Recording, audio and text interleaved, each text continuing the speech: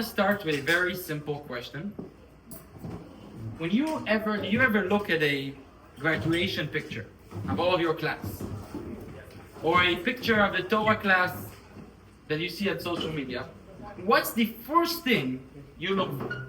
The first thing you look for is very similar. You look for yourself. Yes, right. How did I come out in this picture? It's a very simple instinct. And if I look horrible, you close the newsletter or the picture that you just received, that it's not a good picture. If you look good, you're proud and you're going to show it to everyone you see.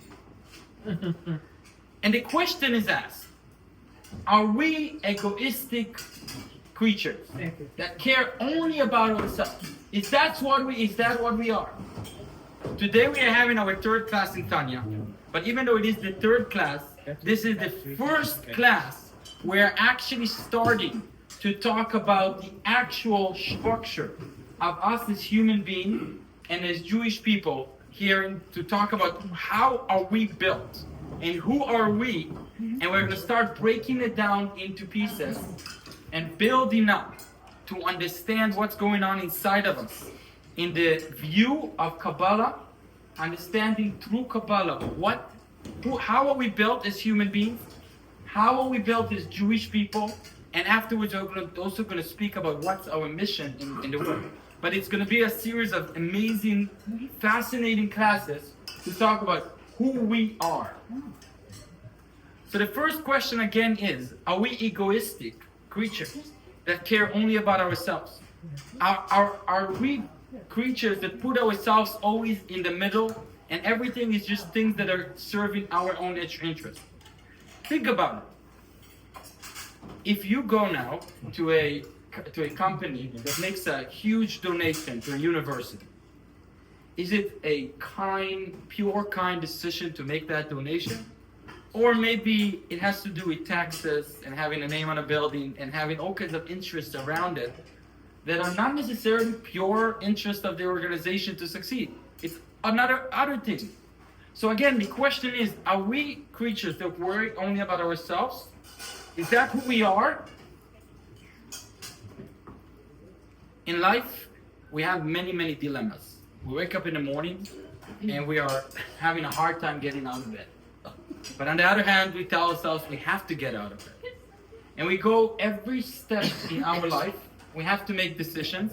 And those decisions are not easy because we are wanting one thing on the one hand and another thing on the other hand. And it's very, very confusing. So think about it. Almost every scenario, you have the right thing to do and you have the thing you feel like doing. I mean, you feel like sitting down and laying down in your bed and not doing anything sometimes, but you still know that you have to get up to work and you will get up to work. But sometimes you actually lay down and do nothing. So we have always in our head, sort of, two voices at every given time, at every given moment, telling us two different things. One tells us to do one thing, and one tells us to do another thing. This is a very confusing thing that every human being goes through every single day, every single moment. And we keep asking ourselves, who are we? Do we want this diet or do we want the cake? Do we want to make millions and go to be and have a successful business, or do we want to sleep and lay down in bed and move from side to side? Who are we? It's a very confusing question. And it's very confusing to look at ourselves and try and understand who we are. So there's a story in the Torah of Rebecca. Rebecca, she was pregnant, and something was weird. She felt like every time she went around a holy place would be a place of her parents, of her father-in-law, parents-in-law, Abraham and Sarah, or her parent, or whatever. So she felt every time she came to a holy place, she felt that the baby is trying to get out. And every time she went to an unholy place, and you can imagine at that time that there were many unholy places, also in the sense of religion, places to serve idolships, and they believed that it was the upside down, the opposite of being pure, and also places that just were dirty, low places that existed at the time. She felt that the baby is also trying to get up. And she was very confused, and she went to a righteous person at the time, Shem, the son of Noah. That's what it says. And she goes, not to him. She goes to his school, the people who studied what he teach, who had some sort of connection to spirituality. And she was trying to understand what's going on. What is she feeling? Is the child the evil man that's going to want to go to low places? Or is the child the righteous man that's going to want to go to holy places? Because every time she goes next to either one of these places, the child is trying to get out. And what they tell her is, no, you have twins. You have twins. One child wants low and dirty and bad places, and another child is looking for holiness and good. And that calmed her down. Now, why did it calm her down? Think about it. She has an evil child inside of her. Why is it calming her down that she has one child that's good, one child that's bad? Because it's not a split personality. If someone is, what's worse? A clock that's standing and not working, or a clock that's showing the wrong time? I once heard that a clock that's not working shows the right time at least twice a day. But it really is worse to have a clock that's on the wrong time. Because someone comes, he sees a working clock, he thinks it's right. If someone sees that the clock is not working, he's not going to even consider the time in it. So having a son that's evil means that she needs to work harder. Maybe she's going to succeed changing him. But having a son that's confused, that you can't do anything about. Because he's convinced himself that everything is okay because one day he's good. So having a confused child that's one day there, one day there, that scares her. But having two sons, that's okay, because that you can handle. You one day deal with him, you one day deal with him, then there's two different ways of dealing with him. It's called divide and conquer. Yes, yes, divide and conquer. And here, we have the exact same thing inside of us. And that's, I think, one of the first bombs that Tanya puts down, the first foundations that Tanya puts down to explain to us something very, very important about ourselves. We're not one personality, period. We have in us two personalities. There is one personality, which is called Nefesh Ve'emit, which is the animal soul, and there is another personality, which is Nefesh Elokit, the godly soul. They are both two separated personalities. They work differently, and they have their own agendas, and they try to push to different places. It's not the same thing. When you feel one morning, when you feel like doing something that you know is horrible and bad for you, that's not the same you that a minute ago wanted to take care of himself. It's two different personalities. We have two different personalities, and that's okay. And when we know that, now, before we even read everything Tanya is going to teach us about our life, imagine what this is telling us about ourselves. If you wake up in your mind and you have a voice that you want to get it quiet and not hear it anymore, and it's horrible, it's okay. That's not necessarily you and the only you that exists. There is another you inside of you. We need to deal with that you, and we're going to talk about how to deal with that soul. We're going to talk a lot about how to navigate between the two souls. That's everything Tanya is about. But first, we need to understand there is two souls. And that voice that we don't want to hear that exists within us, it's not the same voice that 2 minutes after tells us what we do want to hear. And both are true, both are us, but both are different, separated identities, separated personalities. This is a huge foundation. And imagine this is almost 300 years ago, this book is written. And the concept of two souls is way before in Kabbalah. Psychology today, you read, if anyone saw IFS, and learned into internal family systems. It's very much that concept. We are built with not just one system within us, there is other systems. And each one has his voice. And each one is pushing somewhere. And there's a reason and a purpose, and that's exactly what we're going to understand and learn as we keep going in the book. And we're going to understand how to talk and how to listen and how to handle and how do they work, those different identities within us. But first there's two. And that makes a huge difference on our look at life and our look of how to fight ourselves when we're dealing with a diet or with any kind of challenge, bigger or easier, whatever it is, where we're dealing with challenges within us, which are two personalities. And if we know that, what it gives us is a huge tool. We need to simply learn who's who and learn how to listen to the right part that's inside of us. But we're going to talk about this. The first personality, which we started talking about, is the animal personality. The animal soul. Nefesh HaBehemit, the way the Tanya describes it. Nefesh HaBehemit, as it sounds, it's an animal soul. It's an animal that exists within us. This animal is trying all the time to take care of itself. Nothing bad, just to take care of itself. To feel that he has his food, his sleep, his house, his money, its car, right? All kinds of different things. The survival instinct. Ego, which is also, and Idan is very right because this is very important, this is the survival instinct. This is a simple instinct that we have inside of us. Is it bad? Is it evil? No, it's not. It's simply a survival mechanism within us that keeps us going and taking care of ourselves. Is ego a bad thing? We can't say it is a bad thing. There's a level and a limit of how much ego you want to have.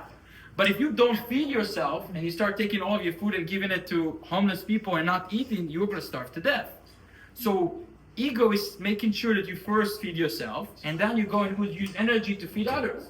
You first take care of yourself and then you take care of others. That's ego. Ego is nothing bad. It's just the instinct that helps you take care of yourself. And I want to mention something very important. The Nefesh HaBehemit, the animal soul, is not bad at all, as I just mentioned. But there is another depth to the animal soul. If we let the animal soul, and we're going to talk about this more when we keep going, I just want to make a separation a little bit now, for the sake of the concept. The animal soul is not evil and not bad, it's just instinct. It's just about taking care of ourselves with it, like an animal, just running after what we need. But it does there is another level which is called Yetzer Hara, the evil soul. It's not the evil soul, it's an evil voice. It's within the animal soul. If we let the animal soul too much space, if we release it and don't control it, like any animal, you release it and you don't control it, the instinct could become more and more and more radical, and there is no limits. So it's an animal has instincts, and the instinct keeps developing in whatever way it has in front of him. And if we don't control it and stop it to a certain level, we might find ourselves with a Yetzer Hara, which is an evil voice within us that is created by and within the animal soul. It's not our natural way of being, but it's created after we release the animal soul and we let it go. The Yetzer Hara is also created. So any Yetzer Hara we have is not a natural thing we have, but it is part of that soul because that soul gives it to happen. So this soul, which is called the Nefesh HaBehemit, is part of our mechanism. We also have a godly soul. We are not going to talk about the godly soul today because that's our next class. And a lot of what we're going to be talking about would be the godly soul. But we're going to focus today a little bit on the animal soul to understand it a little bit better. Let's define the godly soul in just 2 words. The godly soul is looking to do what's right and looking to get close to God and looking for the meaning of life. It's different. The godly soul is not looking to take care of myself, it's looking to take care of my destiny and basically take care of God within my part of responsibility connected to God. In 2 words, again, we're going to talk about it a lot more next class.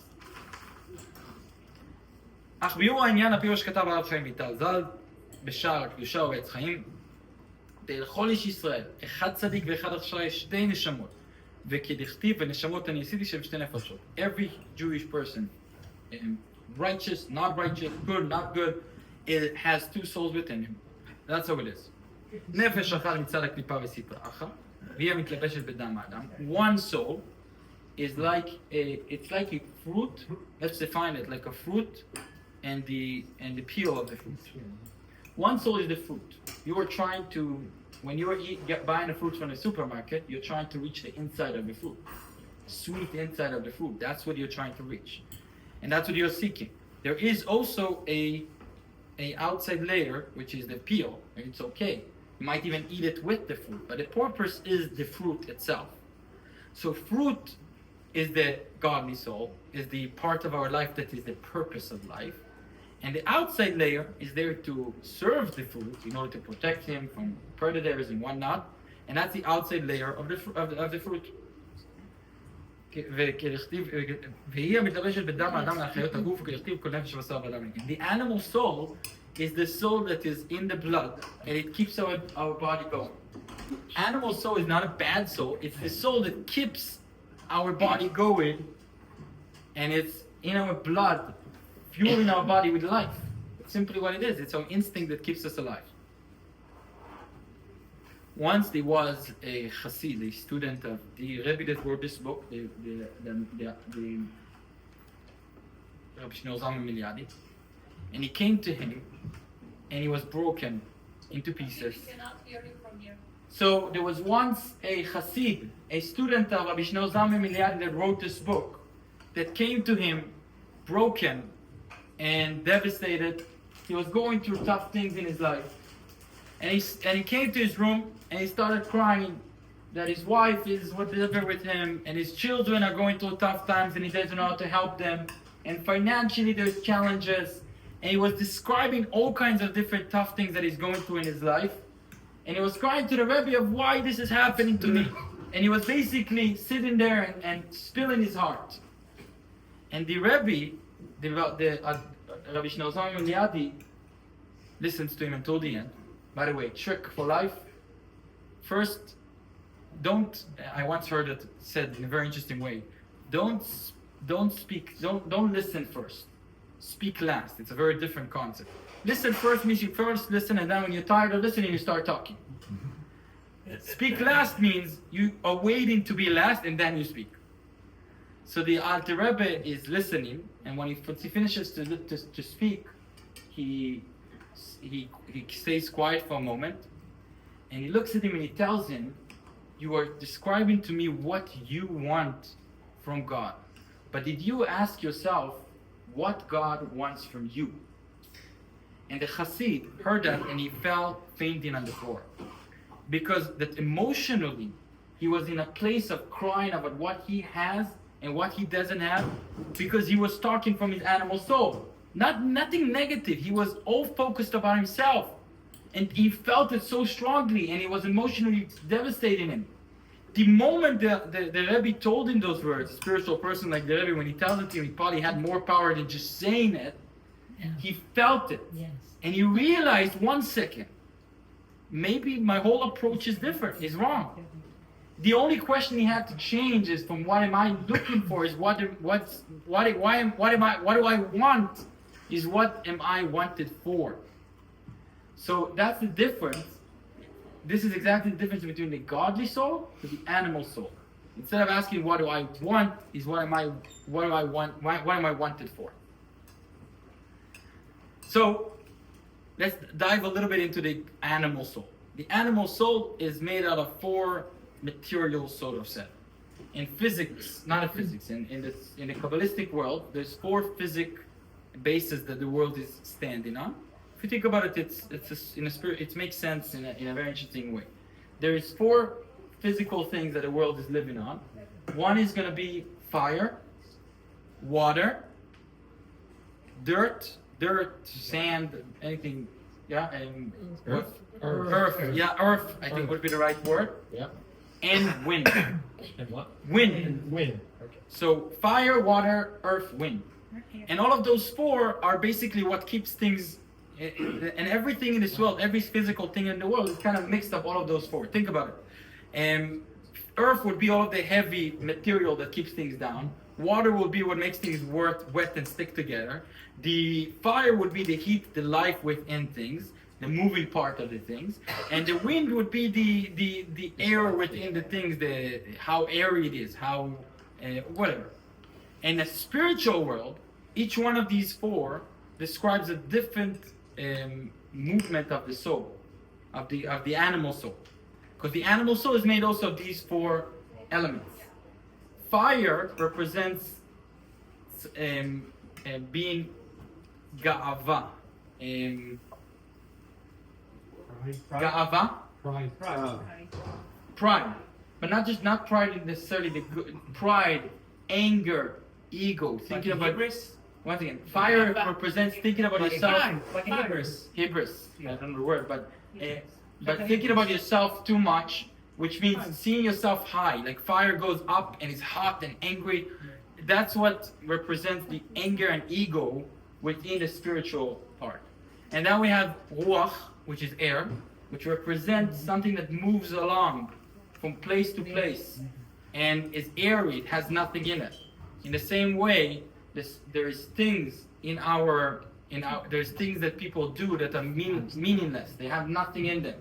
Scrolling on the phone, sitting and talking, gobbling and speaking about random stuff that don't make any difference in the world or in our lives or in anyone's life, and joking about stuff without no purpose. So meaningless. That would be the ruach, the air. And then there's earth. Earth is the lowest part. It always goes down. It's always the lowest thing, right? Everybody step on it. It's someone it's depression. It's part of the animal soul. It's depression, sadness, someone who's thinking low self-esteem. And the fourth one is water. Water represents ta'anugim, enjoying yourself without any meaning, without helping and doing anything. Being pointless by just enjoying yourself. Water represents ta'avot in a certain way, life. Like life pleasure? Life pleasure, yeah. Any vacation place, what are you going to see first day? Think? Go to the beach. You're going to see the beach, the pool. That's what they're going to show you, because water represents fun and what was the word? Well, pleasures. Pleasure, yeah. And water is always going to be what grows pleasurable things, right? Fruits and vegetables, everything comes from water. You're floating over the water. You're chill. Yeah, water is something that represents the pleasure, which is in a spiritual world. If it's only about pleasure, it's bad. It's not bad. It's not good, which means it's part of the animal soul. So we have 4 elements that each animal soul is kind of made of those 4, which means it has some of this, some of that. There's a person who has more fire, and he's a very angry person, a very tough person, a very hard person, right? More than he has the pleasurable thing. There's people who just like enjoying life and having pleasure and vacationing, and that's another kind of an animal soul. And there's another animal soul that likes joking and talking and hanging out with friends, doing nothing. And there's another animal soul that's depressed and sad and very low self-esteem. It's different animal souls. And each one of us has a combination of these 4 that make who we are in our animal soul personality in different ways. So that's... Each one of these elements also have a very good... Oh, yes. Like The animal... is the roots that connect us to where we are. Water is the bringing us to life. Very, very correct. It's each one of them is also good. So why are... So I just brought up, you're right, I brought the negative side of it to explain, to kind of explain the negative part of the animal soul, but you are 100% right. And I want to say a little bit more than that. The animal soul, again, it's not just that it's not bad, it could be good. It's just, it's not anywhere unless you make it something. And the natural part of the animal soul is to take care of yourself without any meaning. And the 4 elements within the animal soul are not necessarily bringing good unless you're gonna adjust them towards good. So the 4 elements could be great. I mean, someone being strong and leading Moses leading his people with strength and power and faith. That's not a bad thing, and it's fire. It also is fire. And if someone is enjoying doing good things or teaches, I'll give you a very good example. My vision of Judaism is that Judaism needs to be pleasurable and fun and special and meaningful. And if someone is going around trying to make Judaism pleasurable, it's a great thing, because you're connecting Judaism to our life. You're connecting us to God in a pleasurable way. So there's nothing bad about pleasurable on its own. It's just it's an instinct, and if you point it to the right direction, it could become a great thing and a great resource in your life. We're going to talk about that when we talk more about our animal soul. So the animal soul is not bad, it's just it has those elements that have a certain direction of who you are. And those four elements split, different people have different levels of each one of those four elements within them. Before we finish, he brings a very interesting point that he finishes with. So it seems like the animal soul is also all about our ego, fully about our ego. And the godly soul is the one that's trying to connect to God. But he says a very interesting fact about Jewish people that the Talmud brings. That it says that the Talmud says that Jewish people by nature are gomlei chasadim, baishanim, baishanim. Yeah, it says that baishanim, anavim, baishanim, gomlei chasadim. So the Jewish people have what? So Jewish people in nature have something within them that makes them that they're good. Rewards chasadim, yeah. Yeah, but he says something very interesting here. He says that Jewish people, in an interesting way, which it seems like it might have probably happened because throughout history, for thousands of years, Jewish people are practicing the Torah and living by the Torah, at least trying to live by the Torah. It became a second nature to the Jewish people. Also, we're coming from Abraham, right? So that's his DNA. He was a very kind and person. As part of a Jewish person's natural ability, even in the animal soul, is to not be fully about himself. Every person could get to a point in their life that they're not egoistic. But what he's saying here, which is very interesting, he says that Jewish people, because of their DNA of going backwards to Abraham, Yitzchak, and Yaakov, and living for generations to connect it to the Torah and with the Torah, it made an effect in our actual instincts, not just in our godly soul that is godly, we will talk about that. In our animal soul, there is an effect, a DNA effect. You go to do a DNA check, you could find out if you're Jewish, right? And which means that the DNA is affected by our parents and our ancestors. So the Jewish DNA within it has in its nature the ability to put the ego aside, even though it's an animal soul. So that's an interesting ending to the chapter that he's saying, that even though in the human soul, as we are, it doesn't exist automatically and naturally. It's something to work on. It's something to fight for. It's not a natural thing that we have that ability to put our ego aside because of our generational work.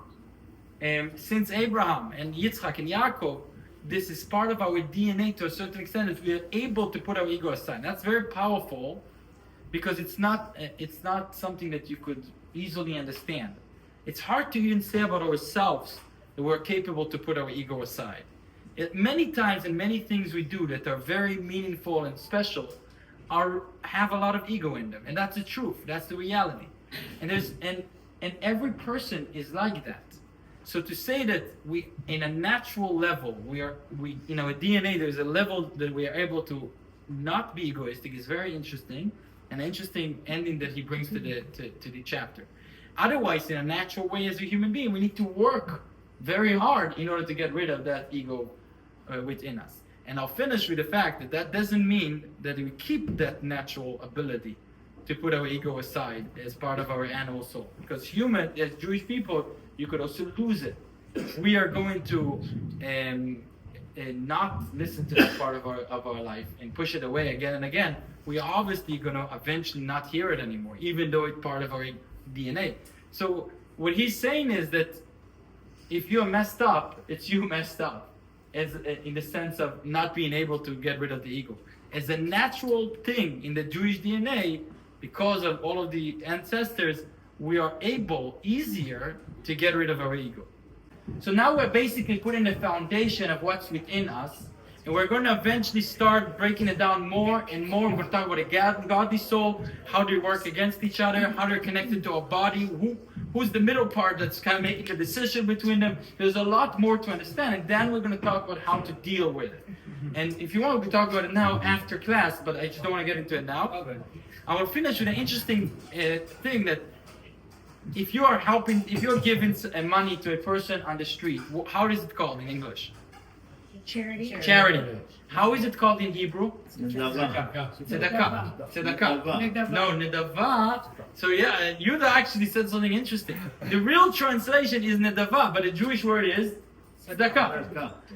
It's a very different word. What is the Charity means you are giving of your goodness of your heart to someone that doesn't necessarily deserve it, but you are giving him and helping him. That's charity. Tzedakah means righteousness. The righteousness is right. This is the right thing to do. This is not your money. This is your money to give to that person. The righteousness says, the word tzedakah says, you are not doing this extraordinary, crazy thing by giving this to someone. You are doing what you need to do. It's part of your responsibility, sake of justice. instinct, and part of your nature to need to also share what you got. And it's a very different, and the reason why in Judaism that's the word is very much because that's how Jewish people feel about tzedakah.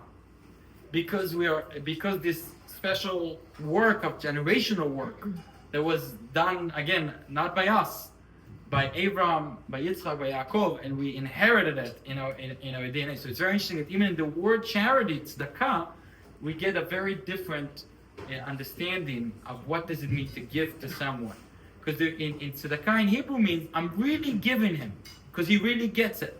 In English it means I'm giving him because I want to give him, because I feel good about giving him, because I am going and giving him. It's about me and less about the giving. So it's very powerful. And I'll finish with we always try to finish with how do we take this into our regular life. I think that the way what we started with, the idea, understanding that we have two souls inside of us, that it's not the same soul talking when we hear a positive approach towards something we should do, or it's not the same soul talking when it's a negative approach, makes us so much more comfortable dealing with those voices, understanding those voices, where they're coming from, and being able to connect to the voice we do want to follow, and not let the voices we don't want to follow control us and make us do things. So I think this is one of the most powerful startings of the Tanya, that give us one of the most important tools to take to life. Don't get confused by hearing a voice within you. It is not the only you. It is not defined in you. It's there, but it's not defined in you. What defines you is something different. We're going to talk about it in the next chapter. We're going to talk about it as we go in Tanya. And all you need to remember is that you need to deal with those voices, but do not let them define you, because there is two souls, literally two souls. And that's not you, the you that the real you, which again, we're going to talk about it so much more in this next class will be the second bomb of Tanya, I would say. There's here and there bombs, things that Tanya brings down here that are not just another explanation. They give us a whole new understanding of something. The next chapter will give us a whole new understanding about ourselves and our mission in this world. It's not going to talk about it to detail, but it's going to give us the most foundational understanding that I think it's one of the most powerful things that we're going to get. We learned today one of the powerful things of this book. We're going to learn in next class, one after the other, two very, very powerful points that we're going to take with us from this book, which obviously are going to be discussed more and taken care of so much more. And thank you so much, everyone, for joining us. And welcome to every one of the new faces that are here with us. God willing, the class will continue growing, and the space for the class will continue growing, and we're going to be able to celebrate so much more good things together as a community, as a Jewish community, and as a friends and as family, I would even say. And thank you so much again.